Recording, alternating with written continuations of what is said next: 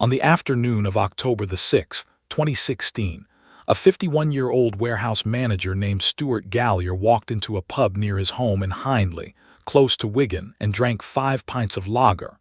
He wasn't celebrating anything. He was looking for a local joiner who'd spent months working on his house, a man he now believed had been sleeping with his wife for well over a year. He couldn't find him. So he went home instead, to the kitchen where his wife Mandy was waiting, and within the hour, police would arrive to find her lying motionless on that kitchen floor, bleeding from 3 deep stab wounds, one of them driven nearly 8 inches into her chest. What makes this case so unsettling isn't just the violence of it. It's the 6 months that came before it, 6 months in which Stuart Gallier had already been told about the affair, had already been told it was over, and had spent that entire time slowly, quietly, building toward a moment his own defense lawyer would later call almost instantaneous remorse, and a jury would call something far darker entirely. By the time this case reached its conclusion, it would come down to a single, narrow legal question that English courts wrestle with again and again in cases like this one. Was this a man who genuinely, suddenly lost all control of himself in one unbearable instant, or was it something that had been quietly assembling itself for half a year, waiting only for the right spark? Before we get into what actually happened, take 2 seconds to hit subscribe. More than 90% of the people watching these videos aren't subscribed, and if you enjoy real true crime based on court records and verified reporting, you don't want to miss the next case. Subscribe now, and if you enjoy this story, don't forget to leave a like. All right, let's get into what really happened inside that house on Mackinson Avenue. Stuart and Mandy Gallier lived an ordinary, unremarkable life by most outward appearances. Stuart worked as a warehouse manager. Mandy worked as an accountant, holding the position of head of accounts at a local property firm. They had 2 teenage daughters together, and their home in Hindley, on Mackinson Avenue, was the kind of place where a couple raises kids, pays a mortgage, and builds the sort of ordinary domestic routine most people never think twice about, right up until the moment it collapses entirely.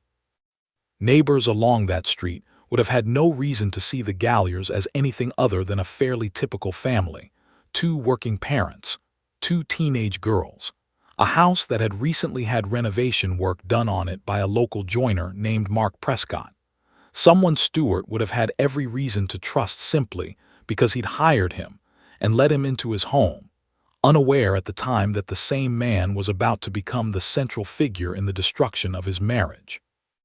Roughly 6 months before the killing, sometime in the spring of 2016, Mandy sat her husband down and told him something that would end up defining the rest of both their lives. She confessed that she'd been having an affair.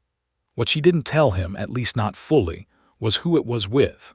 She denied it was Mark Prescott, a local joiner who had recently done renovation work on their home, and she told Stuart the affair, whoever it had been with, was already over. For Stuart, that confession must have landed like a fracture in the foundation of his entire marriage, the kind of thing that doesn't heal cleanly even when both people decide to try to move past it. And by every indication, that's exactly what the Galliers attempted to do over the months that followed, carrying on with their lives, their jobs, their daughters, while privately trying to work through a betrayal Stuart believed had already ended. For 6 months, that's the story Stuart lived with, a wife who had strayed once, admitted it, and chosen to stay. It's the kind of narrative plenty of marriages actually do survive, painful but ultimately something a couple can work through together, provided the story being told is actually true. What Stuart didn't know was that the affair Mandy described as over had, in fact, never stopped. She had been involved with Mark Prescott for around 17 months by that point, a relationship that had continued quietly in the background of a marriage that, from the outside, looked like it was slowly stabilizing again. That illusion held for 6 months. Then, on October the 5th, 2016, it fell apart entirely and all at once, in the most direct way possible. The son of Mark Prescott's partner showed up at the Galliers' front door and told Stewart plainly that the affair between Mandy and Prescott had never actually ended. It had been going on the entire time, straight through the months Stewart believed his marriage was healing. There's something particularly cruel about the way this truth reached him, not through a private confrontation with his wife, not through some slow dawning suspicion he'd pieced together himself, but delivered cold, on his own doorstep, by a teenager who had absolutely no personal stake in the Galliers' marriage at all. Whatever fragile trust Stewart had rebuilt over the previous 6 months collapsed in the space of that single conversation. What happened over the following 24 hours would later become the single most contested stretch of time in the entire case, argued over in painstaking detail by both prosecution and defense at Manchester Crown Court. On October the 6th, the day after learning the truth, Stewart Gallier went to a local pub and drank 5 pints of lager. At some point during that stretch, by his own account, he went looking for Mark Prescott directly, apparently intending to confront him. He couldn't find him. Whatever he'd planned to say or do if he had found Prescott that afternoon never happened, and instead, Stewart went home to Mackinson Avenue, where Mandy was waiting for him in the kitchen. According to Stewart's own later account to police, the two of them initially talked, in his words, amicably, but the conversation didn't stay calm for long.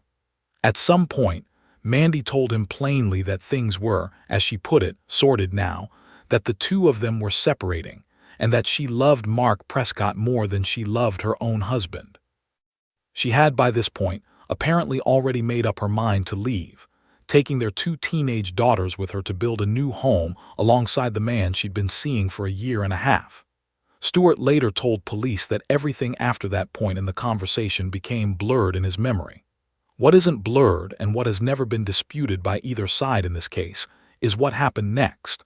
Stewart picked up a heavy-duty kitchen knife, 7 inches long, and stabbed his wife 3 times. One of those 3 wounds went nearly 19 centimeters deep, more than 7 inches, cutting through tissue with a force that forensic pathologists would later describe in graphic detail during the trial. Another wound struck her directly in the heart. According to Stewart's own account, in the immediate aftermath, Mandy said to him, "What are you doing? I still love you," and it was only then, he claimed, that he snapped out of whatever state he'd been in, put the knife down, and called for an ambulance. Police arrived at the house within 10 minutes of that emergency call. What they found was Mandy Gallier lying motionless on the kitchen floor, bleeding heavily from 3 deep wounds to her chest, with her husband nearby, having already tried to render some kind of aid and called for help himself. She was rushed to hospital, but medical staff were unable to resuscitate her. Mandy Gallier died from her injuries without ever regaining consciousness, which meant she never had the chance to give her own account of exactly what happened inside that kitchen in her final moments. Everything the court would eventually hear about those minutes came only from Stewart himself, filtered entirely through the words of the one person in the room who had every reason to shape the story in his own favor, and no one left alive who could confirm or contradict any part of it. In the aftermath, as the investigation into Mandy's death unfolded, a small but telling detail surfaced. Stewart had apparently told a neighbor, at some point either before or shortly after the killing, that Mark Prescott had, in his words, ruined his life. It's a phrase that, on its own, might sound like an understandable outburst from a heartbroken and betrayed husband. But to prosecutors, it became part of a much larger picture, one suggesting that Stewart's anger and resentment toward both his wife and her lover hadn't simply exploded in a single unplanned moment. It had been building, deliberately and consciously, for months, resurfacing in casual conversation with people who had no idea, at the time, how significant that offhand remark would eventually become in a murder trial. It's the kind of detail that so often ends up defining a case like this one, not a smoking gun in the traditional sense, but a single sentence, spoken to someone outside the marriage entirely, that ends up revealing exactly what was going on inside a person's head in the weeks before violence. Stewart Gallier was arrested and eventually charged with murder. When the case reached Manchester Crown Court, he admitted to killing his wife. There was never any dispute about that part of the case, but he pleaded guilty only to manslaughter, insisting he hadn't intended to kill her, and that he had momentarily lost control of himself in the heat of the confrontation. Under English law, loss of control is a partial defense that, if a jury accepts it, can reduce what would otherwise be a murder conviction down to manslaughter, built around the idea that a person's actions, while still resulting in a death, weren't the product of calculated intent, but of a sudden and temporary collapse of self-restraint. It's a defense that has existed in various forms in English law for decades, replacing the older concept of provocation, and it sets a genuinely high bar. The loss of control has to be sudden. It generally can't be the product of a slow, burning grudge nursed over weeks or months, and a jury has to be convinced that a person of the defendant's age and background, faced with the same circumstances, might plausibly have reacted the same way. That last requirement in particular would end up working directly against Stewart at trial. The prosecution rejected that framing entirely. They argued Stewart had what they described as selective memory loss, pointing out that his account conveniently blurred exactly the moments that mattered most while remaining crisp and detailed everywhere else, including his recollection of Mandy's exact words both before and after the stabbing. More importantly, prosecutors argued that what happened in that kitchen wasn't the result of a single moment of lost control at all, but rather the culmination of resentment and anger that had been quietly accumulating for months, ever since Mandy's initial confession back in the spring, and that had reached its breaking point only after Stewart discovered, from a stranger at his own front door, that he'd been deceived the entire time he thought he was rebuilding his marriage. Forensic evidence presented at trial worked directly against Stewart's account of a chaotic, uncontrolled outburst. Pathologists and forensic specialists described the wounds as the result of what was termed targeted and forceful thrusts, language that painted a picture far more deliberate than a man simply losing his grip on himself in a moment of panic.